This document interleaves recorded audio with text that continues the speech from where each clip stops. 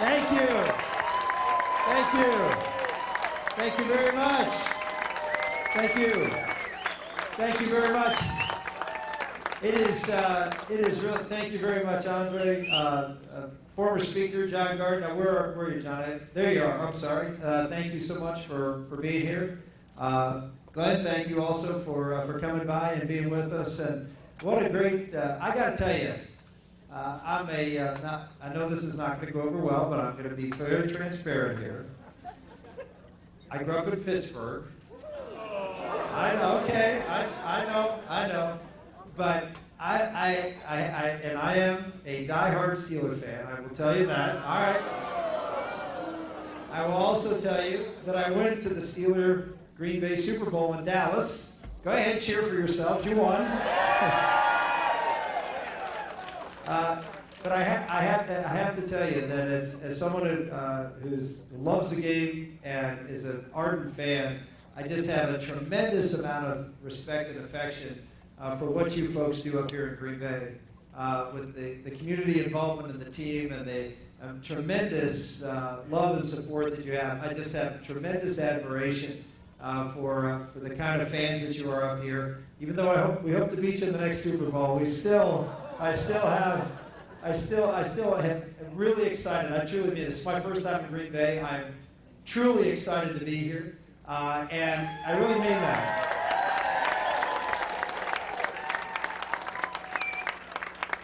I'm a little disappointed I don't see any cheeseheads, I'll be honest with you.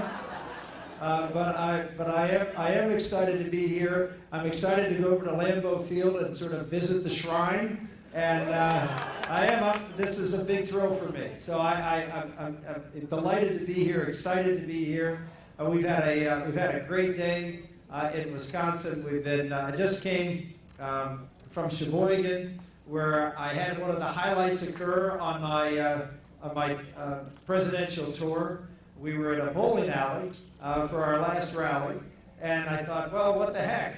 You know, when I was in LSU, I was in Baton Rouge earlier this week, last weekend, as a matter of fact, last Sunday, and I went to the Louisiana State, Mississippi State college baseball game, and I hooked up with the former baseball coach there, and he took me around toward the facility in Baton Rouge, and there was a batting cage.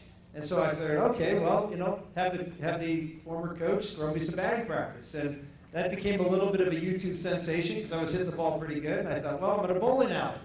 What are you going to do, right? So we went out, and Glenn can back me up on this one. We went out there, and what did I do when I was out there? Four frames. 3 strikes in a row. 3 strikes in a row.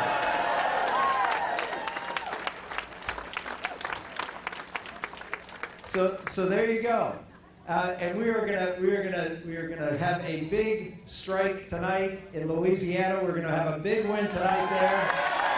We're very confident of that, and which means that you folks are going to be front and center again. This race has had ebbs and flows. And, you know, everybody always says, you know, oh, you know, this race is over, this race is over. Let me tell all the folks taking these pictures, I'm still here, and we're still here. And you have an opportunity here in the great northeastern part of Wisconsin. Wisconsin is a huge manufacturing state. It's a state that a lot like where I grew up in western Pennsylvania. You know, folks who work hard, you know, love their football, love their families, their church, their community and civic organizations, and they build a great community, great spirit. You know, it's really the heart of America. And that's why I feel so comfortable being here, and I'm just enjoying myself so much, is it reminds me a lot of home. And you folks are these areas of the country, are the areas that frankly decide elections. You know, you can say, well, you know, you have areas that are very strongly conservative and generally vote Republican. You have areas that are very moderate to liberal and generally vote Democrat. And then you got areas like this that is just sort of a mix of a lot of different interests. And Well, you can call yourselves a swing state. Wisconsin is a swing state. Pennsylvania, Ohio, Indiana. Just go across the upper Midwest. And it's the key to winning the election. And a lot of the communities in these swing states are communities just like this, and just like where I grew up. And that's why I always talk about, if we're going to win this election, then we got to nominate someone who can connect with the voters in these communities. Someone who understands the walk that they're walking and has plans and ideas and values that resonate with the people in these communities. And if you look at was a poll just taken the other day by Rasmussen, and they eliminated all the states that the Republican would win and all the states the Democrats would win, and just looked at the swing states. And here's what they found. In the swing states, Barack Obama versus Mitt Romney, Romney was on average losing those states by 4 points. In those same swing states, I was winning those states by 4 points. Okay?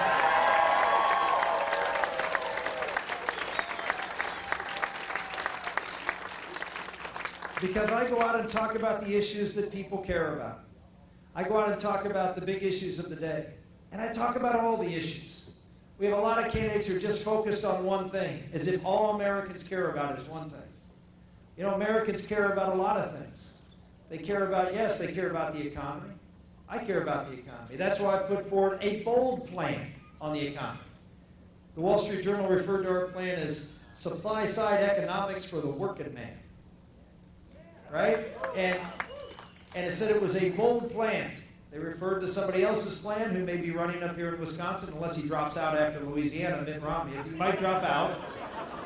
I'm not suggesting for the press, I'm not suggesting he drop out, but if he wants to, I'll certainly accept his resignation. You know, after you've outspent your opponent about 50-1 and you still can't put the race away, at some point you might want to say, well, you know, maybe I can't win after all.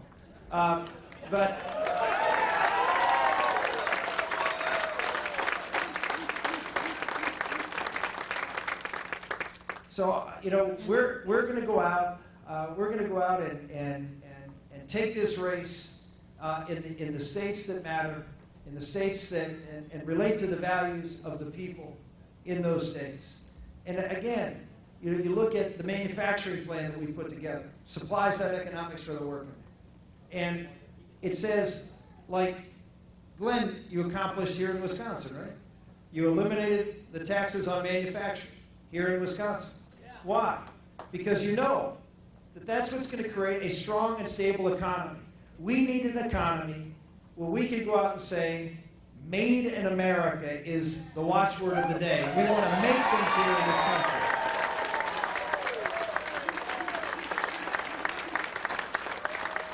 I don't want to just make things.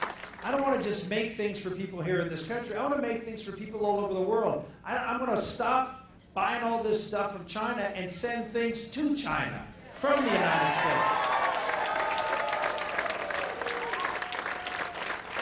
And we can do it if we allow American entrepreneurs and workers a level playing field by which to compete. And that's what Glenn attempted to do and is doing here in Wisconsin. And we're going to adopt the same plan that you've just adopted in Wisconsin. And that is to eliminate the corporate tax on all manufacturing activity and say to every manufacturer in this country, grow your business, you can be profitable, and to everyone who sent their jobs overseas, bring them back, make it here in America, create jobs, and grow this economy. Lower the unemployment rate for blue-collar workers in this country.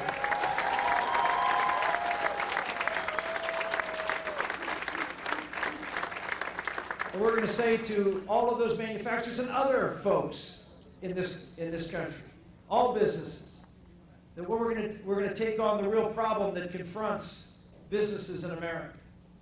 I hear it all the time, whether it's the regulations themselves or the uncertainty of what government is going to do to them next.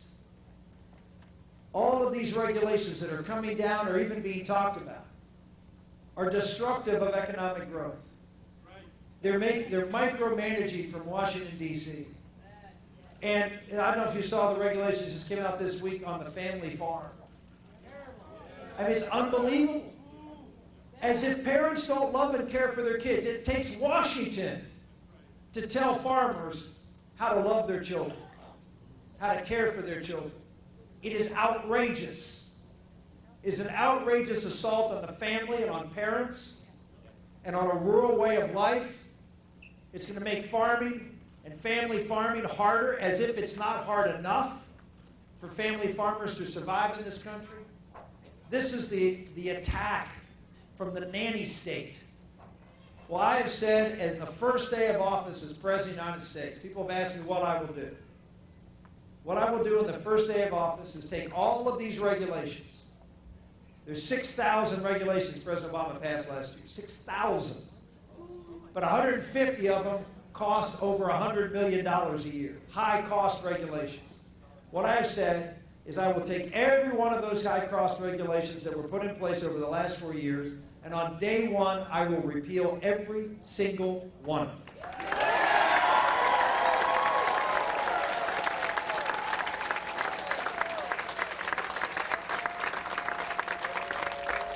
You want to send a message. People say, when will the economy start turning around? When will the economy turn around under your administration? Let me tell you when it's going to happen. It's not going to happen my first day in office. It'll happen on election night this November, when the people of America know that freedom is on the way.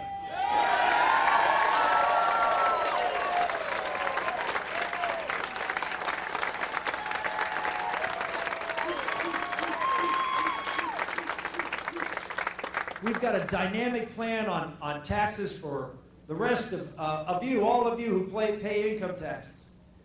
One of your great Wisconsin Republicans, Paul Ryan, introduced a bill.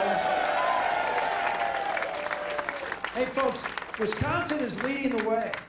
What Paul Ryan has done with his budget last year, and standing firm under the assault of the left and the media, and to come back with a stronger and even bolder budget this year. You know, you should be very, very proud of his willingness to step in there. And there's one candidate that, as soon as he introduced his bill last year, and as soon as he introduced his bill this year, stood and said, I support it wholeheartedly. Only one. And he happens to be in Green Bay, Wisconsin tonight. And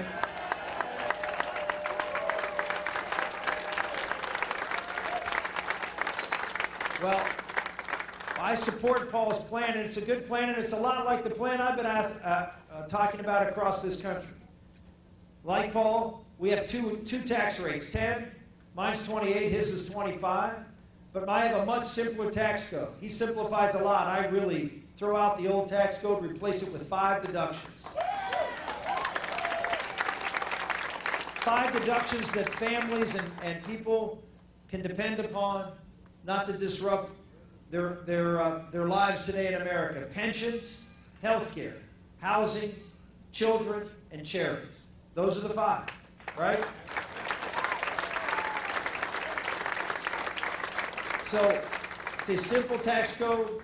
For corporations, we take the 35% tax rate, the highest in the world as of next week, and we will cut it in half to 17.5% and make it a flat tax. No deductions, no exclusions. Everybody pays the same.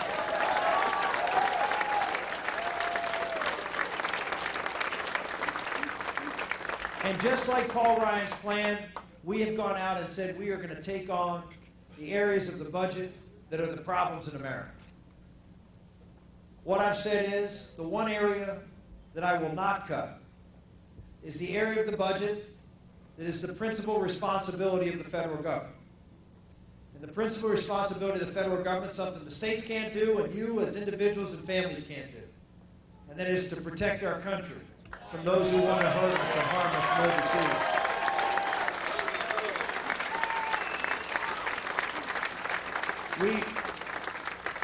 When I was born, the Defense Department was 60% of the federal budget.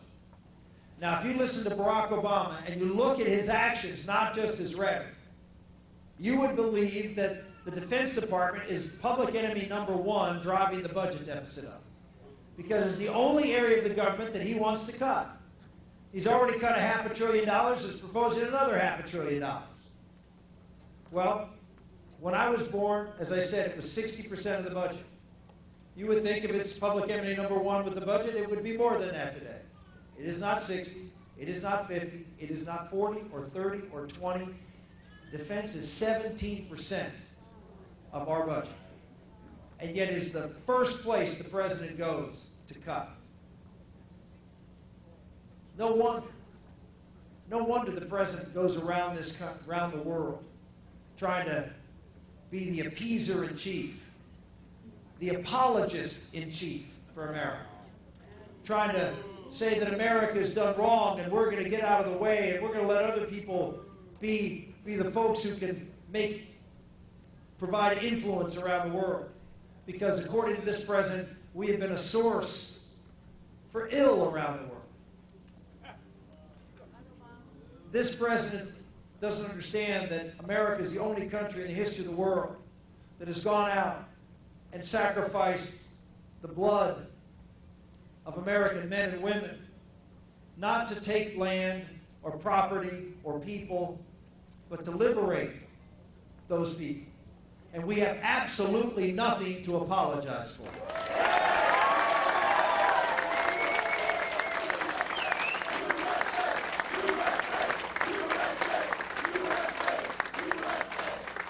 Well, I am the only presidential candidate that said I will not cut the defense budget. But I am also the only presidential candidate that has universally adopted Paul Ryan's budget with dealing with entitlements, because I believe that the area of the budget that was less than 10% when I was born, which is now 60% of the budget, and with Obamacare going into place, will be 70% of the budget in a few years. Then that is the area that we have to deal with. And while Paul Ryan has done a great job cutting $5.4 trillion over 10 years, we just need to speed it up a little bit and get those $5.4 trillion in 5 years instead of 10 years and balance this budget in 5 instead of 10 years.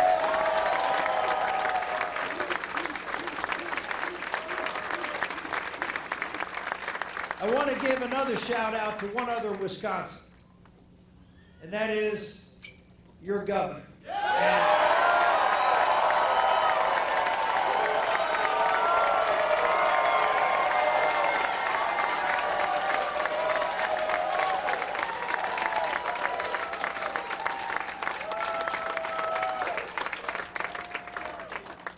Governor Walker, like Congressman Ryan, is leading. He's leading this country.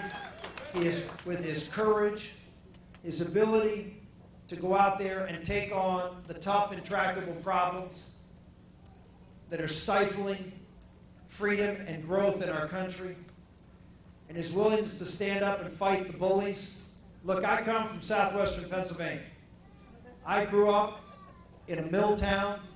I represented one of the heaviest labor districts in the United States Congress. I represented the old Steel Valley of Pittsburgh. So I know what it's like. And I dealt with private sector unions a lot. But there is nothing tougher and nothing that is more insidious to freedom than the expansive growth of government. And of course, the number one advocate for the expansive growth of government are the public sector employee unions. And so for the governor to stand up and fight for freedom and giving people the opportunity to make the changes that are necessary for them to keep their communities solvent and their people free, I will do everything I can that Governor Walker wants me to do to make sure that he sustains this recall and remains governor of the state.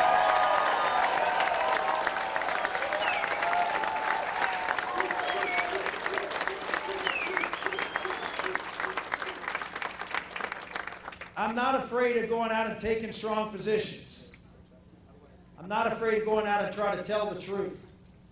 I'm someone that you can look at, and you may have people say, how did you ever get elected in Pennsylvania? It's a tough state. We haven't elected a presidential candidate in Pennsylvania since 1988. But during that time when we were losing presidential races, I was winning 2 statewide Senate races, running as more of a conservative than any presidential candidates ever run in those years. In fact, when George Bush ran in 2000, he lost the state by 5, I won it by 6 for re-election after having led the fight on partial birth abortion and welfare reform and a whole host of other conservative issues. People say, how did you win? Being so conservative, having a 90+% conservative rating, be out front on the tough issues. You know, it's one thing to be pro-life. It's another thing to lead the charge on pro-life, right?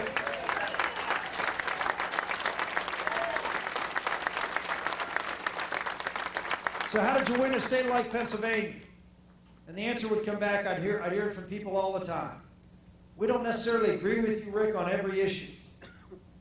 But what we believe is that you believe what you say you believe, and that you are doing what you believe is right. And we respect that, we trust you. You're not someone who goes out there and every time an issue becomes unpopular, you run and take the other side. I want to introduce someone to you because I'm going to use a prop that she happens to be holding. This is my daughter, Sarah Maria, who's 14. She's with me today. You may be familiar. You can go back and sit down, sweetie. Thank you. You may be familiar with this child's toy. What I didn't know is that Governor Romney wrote his public policy on these things. I don't write mine on an Etch-a-Sketch. I articulate clearly with conviction what I believe and why I believe. I don't have a teleprompter with consultants telling me what to say in 6-minute speeches.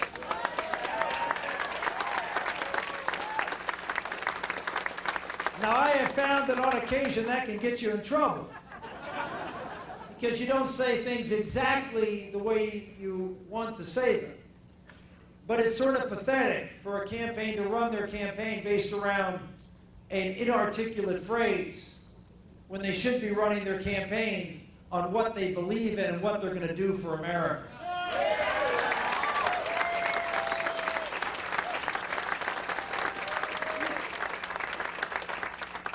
Folks, we have very important issues in this election. They're going to decide this election. I've talked about my economic growth plan, what I'm going to do to cut the budget. All of those things I think will connect with voters across this country who are concerned about their jobs and about the debt that our government is crushing the future generations of Americans with. But there are other issues that are just as important out there that will be clear, defining issues in this race that I think there is no question that there is only one candidate in this race that can take those issues and take it to Barack Obama and win. And the 2 issues I'm talking about right now are 2 issues that are kitchen table issues for America. Number 1, the high cost of gasoline and energy in our country. I always say when you're at the pump and you're filling up your SUV and you see that $2, that $99 thing go to $100, at least it does on mine. When you see that 0 come up, don't think of 0, think of O for Obama.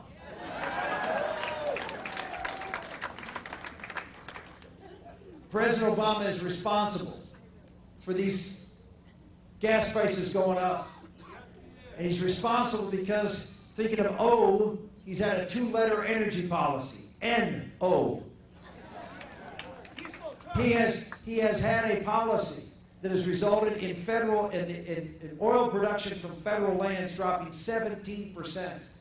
At a time when oil prices are skyrocketing, this president is shutting down federal lands, shutting down offshore, shutting down the Gulf of Mexico.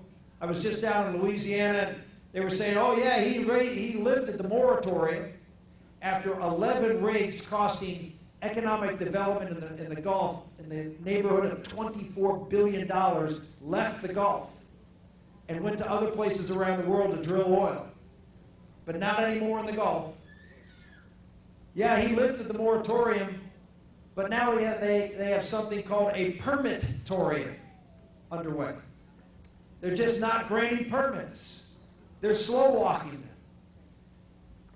3 years ago, they got $10 billion a year out of lease payments out of the Gulf. Last year, zero. That's tax payments.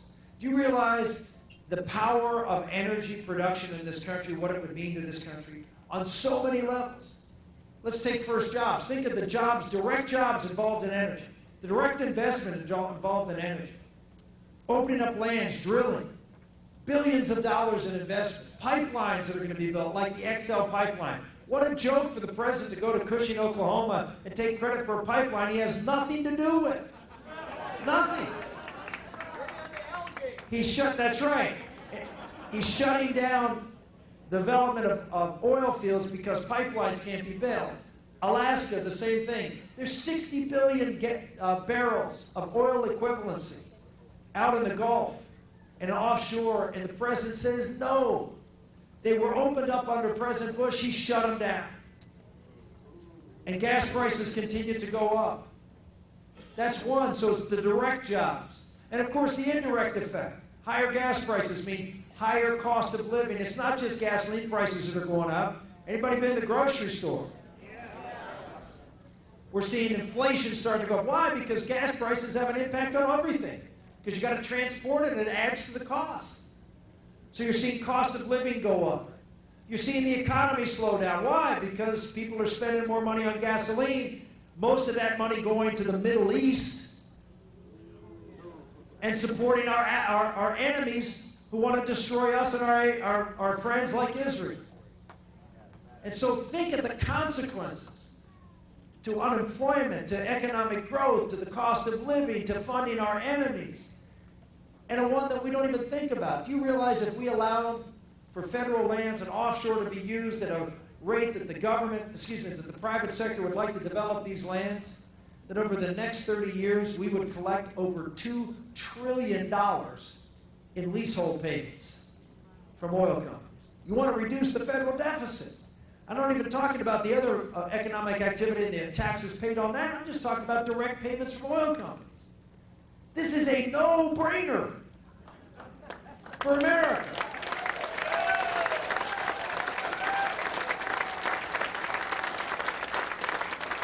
So our policy is very simple, and it's been this way.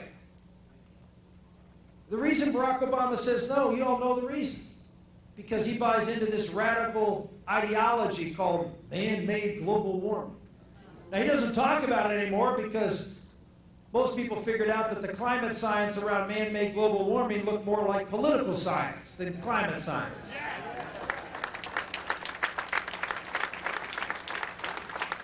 But unfortunately, the other major candidate in this race here in Wisconsin did buy into man-made global warming when he was governor of Massachusetts and before. In fact, he was talking about man-made global warming last year when he was in New Hampshire. He talked about how something had to be done about it. When he was governor of Massachusetts, he said, we're going to have to live with higher gas prices. It's a fact of life. No one wants to produce more oil in America. It's not a good thing because of global warming. Well, now Governor Romney is no longer the governor of Massachusetts. He's actually asking for Republicans and conservatives for their votes. So what do? Shake up that Etch-a-Sketch and talk about, oh yeah, I'm for all sorts of drilling. Oh, he's for drilling everywhere right now. And if he gets by the primary, what's going to happen? We'll have to push the reset button. Maybe talk a little differently. If you don't think that's true, let me tell you a story. It just happened last week. I went to Puerto Rico.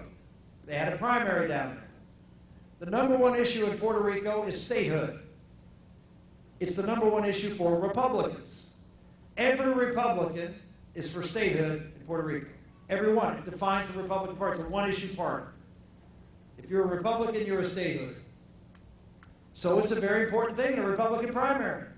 I knew that. But when I was asked the question, are you for statehood? I said, sure, I support statehood if the people of Puerto Rico want to have it be a state. And they said, well, would you have any conditions like requiring English to be spoken? Well, I don't know, only 15% of Puerto Ricans speak English. And I said, well, I believe that English should be the official language of the country. That's what I've said in every debate and every argument.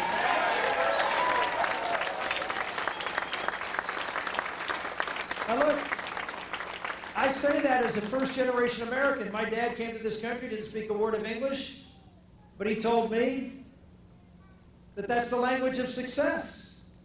And it was a great blessing that he was taught English and forced to speak English in school. Not that he didn't speak Italian the rest of his life, he did. And that was great. It was part of the culture. It's a wonderful thing. I wish I spoke more languages. We should all speak more. It's a great opportunity. But we're Americans. And English is the language of this country.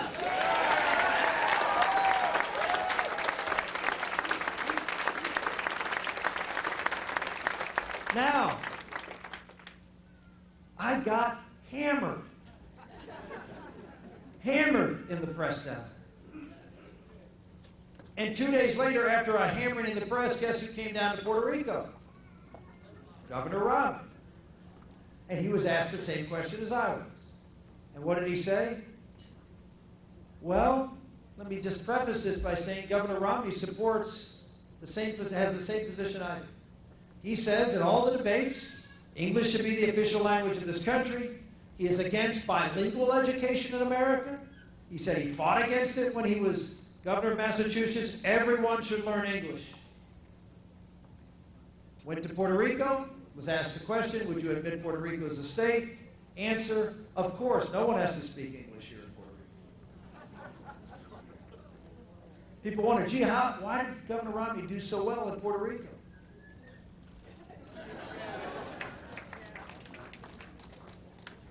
You don't think Governor Romney's aide, when he said that if they get by the primary, they're going to hit the reset button and take out the Etch-a-Sketch? You don't think he was telling the truth? Look at what he did a week ago to get 20 votes. Is that what you want in Wisconsin? No! Well, you have an opportunity on the issue of oil exploration and drilling, on the issue even maybe more important than that is a kitchen table issue in America. Obamacare. It is the #1 reason we won the 2010 election. It energized America. A government takeover of health care, taking your freedom away, driving up cost of health care, imposing government's values on you and your economic decisions, and yes, even your decisions regarding your own faith and the practice of your faith. It is an issue that 75% of Americans oppose. They're against the federal government forcing you to buy insurance and telling you how much you have to pay for and what insurance you're going to get. It is a visceral issue in this country. It is the best issue we have against Barack Obama because it is a signature issue. You know that the anniversary of Obamacare was this week? Did you see him go up and do a tour around the country lauding the benefits of Obamacare? He won't even talk about his own accomplishment. And yet, who wrote the blueprint for Obamacare? Who, after he was governor of Massachusetts when he was running 4 years ago, when asked a question by Fred Thompson's debate, said, I love mandates. Mandates are good, they work, when talking about Romneycare. And who in 2009, in the midst of a debate on Obamacare, who went out and said to President Obama, you should learn from what we did in Massachusetts. You don't want a single-payer government system, do what we did. Force people to buy insurance. Fine them if they don't. Require them to buy insurance that the government says is best for them. Set up a government agency to which to buy insurance and put most of the people who are going to lose their private sector insurance, put them on Medicaid. A which is exactly what Governor Romney's plan ended up doing. And by the way, follow my lead, $50 abortion subsidized by the taxpayers. And if you're low income, zero cost for abortions. And by the way, if you're a Catholic hospital, you will provide the morning after pill in Massachusetts. Now think about this, folks. Why in the world would the Republican Party, in the most important election of our lifetime, on the most important issue of the day, nominate someone who is uniquely in the country disqualified as a Republican to take on Barack Obama? Why would we do this? And why is it that the establishment in America wants this man so bad? Why are they so focused on a man who is completely incapable of taking on the president on the number one issue that he is most vulnerable on? You folks here at Green Bay have a lot of common sense. I'm asking you, use that common sense. I'm not going to ask you who to vote for. Just use your common sense. Who is the best person to take on Barack Obama on the biggest issues of the day so we can defeat him? Who is it?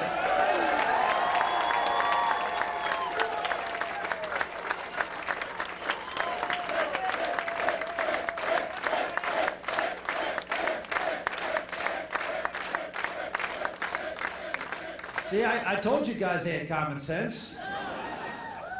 Folks, this race is about big things.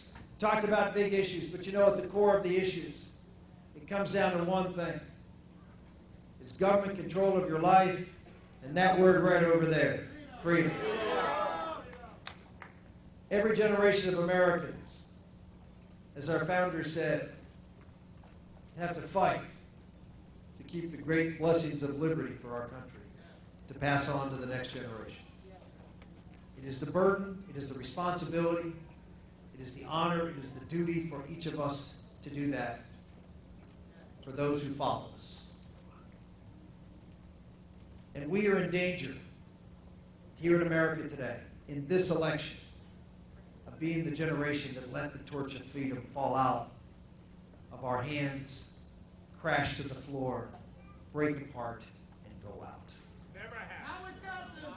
Never have. Wisconsin. And so I would just say to all of you, you have an opportunity after we win Louisiana tonight, and I'm going to be here tonight celebrating that.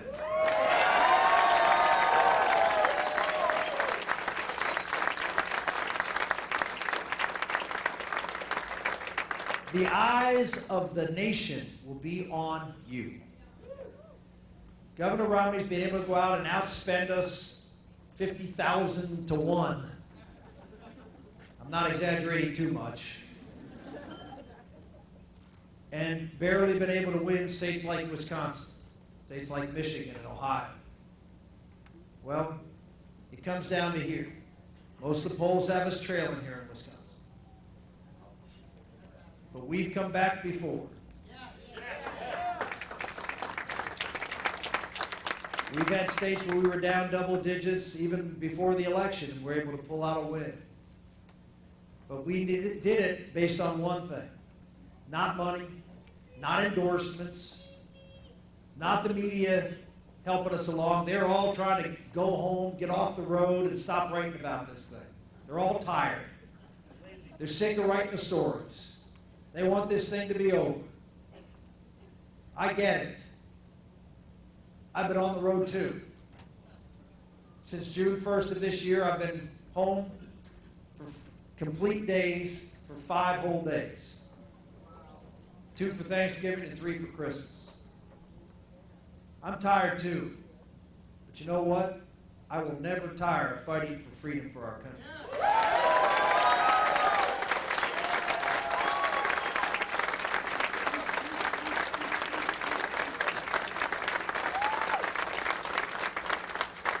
And so I'm asking each and every one of you over the next 10 days, big things are at stake. We don't nominate a conservative.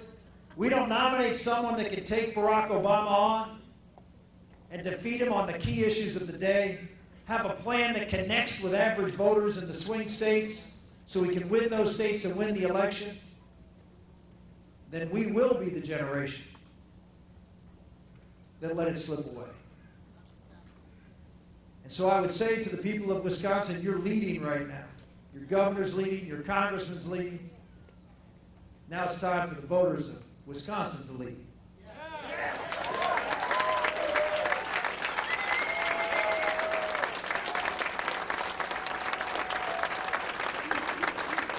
So I'm asking you over these next 10 days, not just to go out and say, okay, I'm going to vote for you. If you leave here and say, oh, I'm going to vote for you, that's great, but I'm going to lose.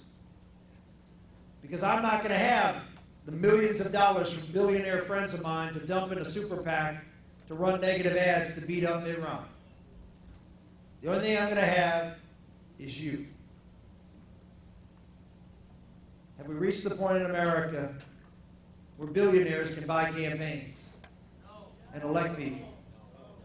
Or are we still a country where people care enough, have that flame burning in their own hearts brightly enough, that they're willing to go out and sacrifice to uphold the honor of our country, of your family, and your state? So that's what I'm asking you to do.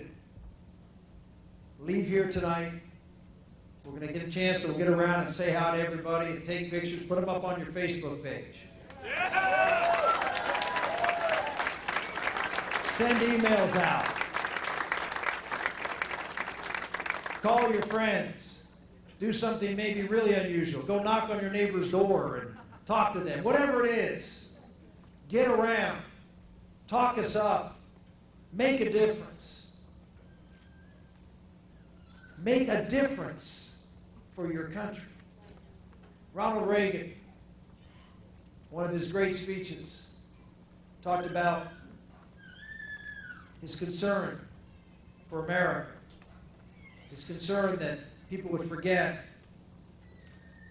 that every generation is responsible for passing on freedom. And that freedom, he said, doesn't come from the bloodstream, transferring it from the bloodstream from one to another, that it has to be gone out and fought for every generation. And he said that he didn't want to be part of the generation that would have to sit down and tell his children and grandchildren about an America where once men lived free. Don't be that generation that has to look a child in the eye 10, 20 years from now. And when they look up at you and said, but Granddad, what did you do? You say, well, I voted for somebody. And they'll look at you and say, that's it? You knew that freedom was on the line and all you could muster up was a vote? Do you want to tell them that? Well, let me assure you, I'm not going to tell them that. We have an opportunity in the next 10 days to strike a great blow for freedom here in Wisconsin. You will shock the political world.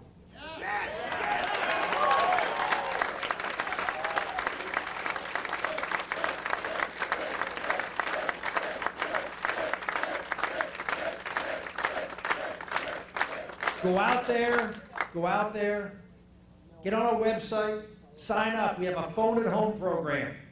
You can sign up, you get a list, you can plug headphones into your computer, you can make calls from your computer. We had like 10,000 calls yesterday from folks all over the country calling into Louisiana. And they're going to be people from all over the country calling into Wisconsin. We want people who sound like they're from Wisconsin, not Louisiana, calling into Wisconsin. So pick up the phone on your computer. Help us out. Whatever you can do, if you can donate, give a little bit. Whatever you can do. 10 days. 10 days. It happened. Miraculously. We've won tonight. If we're successful in Louisiana, we will have won 11 states in this campaign.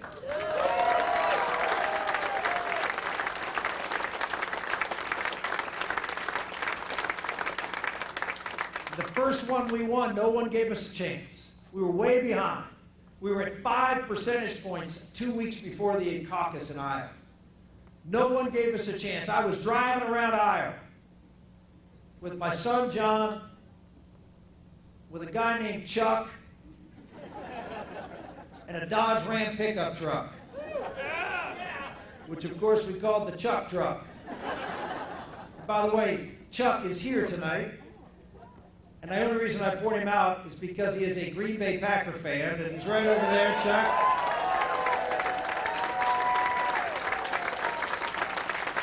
Go ahead, come on, Chuck. Come on. Get up there. I'm all right with that. I'm all right with that. He's from Northeast Iowa, and I don't know, he's a Packer fan, but... So you know, it's real what can happen. It's real. You can do this. That's the great thing about America. The guy grew up in public housing in a steel town, a first-generation American. Can have incredible things happen. Who lost his last race. Who runs for president after you lose your last race? Okay, Abraham Lincoln, that's right. Other than... That's the greatness of our country. Go out in the next 10 days and prove all the pundits, all the experts, all the know-it-alls, all the people who want Washington to stay the same so they can stay in their comfort zone. You tell them, people of Wisconsin, the folks who are leading with your governor and your congressman, they've got a very different idea. And they want to beat Barack Obama with someone who will keep us free. Thank you all very much. God bless you. Thank you.